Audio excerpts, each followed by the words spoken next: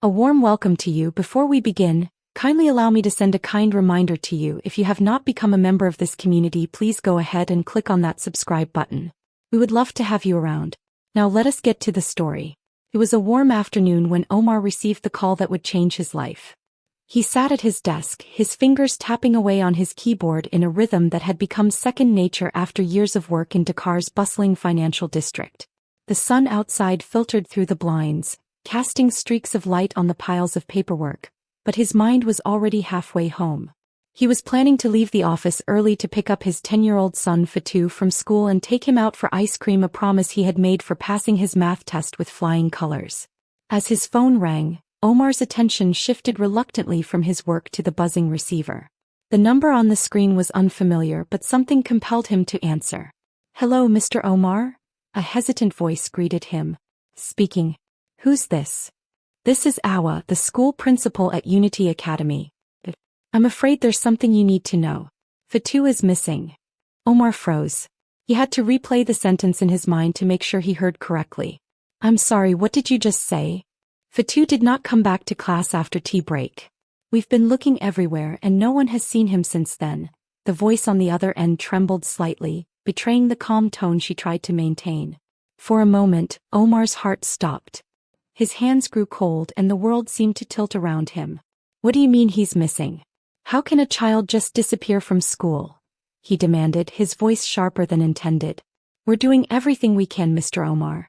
The teachers are searching the grounds and we've called the authorities, but we thought you should know immediately.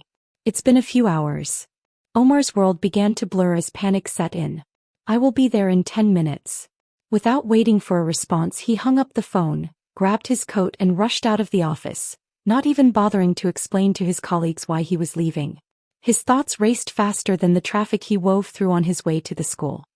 He tried to keep calm, to remind himself that children wandered off all the time, that this was probably a misunderstanding, but the sick feeling gnawing at his stomach told him otherwise. When he arrived at Unity Academy, the scene that greeted him only worsened his fears. He met half of the school staff at the gate, all of them looking so disoriented. Apparently the school had spent the whole afternoon looking for Fatu. As soon as Fatu's principal saw Mr. Omar, she approached him with tears filled in her eyes. She mentioned that Fatu had gone missing after break and he was nowhere to be seen. The whole school had looked for him upside down and inquiries had been made to a nearby shopping center, but still he was nowhere. Omar's hands clenched into fists. "That's impossible. Someone must have seen something." Naturally, Omar took lethal offense with the school for gross negligence. The principal tried to explain everything, but Omar wasn't listening. His mind was already working overtime trying to make sense of what was happening. Fatu was a responsible boy, always careful, never the type to wander off without telling someone. And yet here he was missing. Without wasting time, Omar started looking for his son on his own, combing the school grounds, calling Fatu's name with increasing desperation. Hours passed and the sky darkened as dusk began to settle. Still there was no sign of Fatu. The police had arrived by then and officers questioned the teachers and students, canvassing the neighborhood in the hopes that someone might have seen something: a child walking alone, a suspicious vehicle, anything. But there were no leads. By the time Omar returned home that night, exhaustion and dread clung to him like a second skin. The house, which had always felt so warm and welcoming, now seemed unbearably empty. His wife, Aminata, was pacing the living room when he walked in, her face streaked with tears. She was devastated, to say the least. She spent her days crying and asking God to keep her son alive. Aminata did not participate in the search because she was emotionally drained and had no energy left. All she did was to inform the grandparents and friends to join in prayers.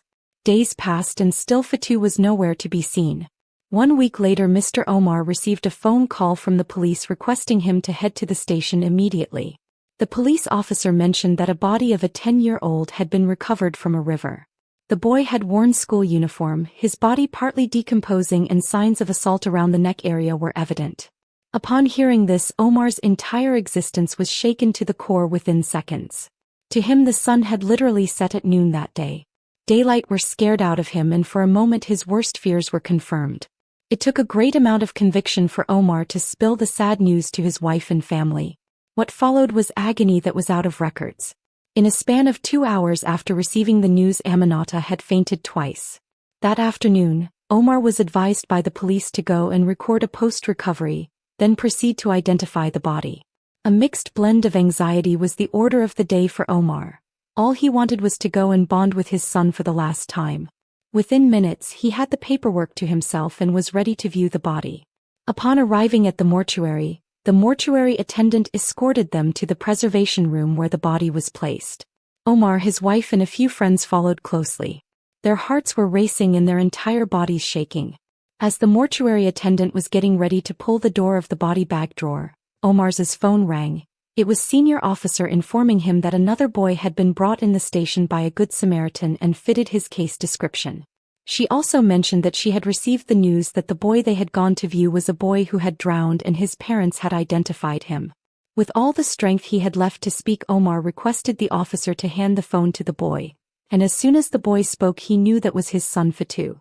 Tears of joy profusely fell from his eyes as he struggled to hold back the overwhelming emotions. Before they left the room, they all gathered and prayed prayers of thanksgiving to God for keeping their son alive. Thank you for watching this video. Please remember to give this video a thumbs up, subscribe, comment and share.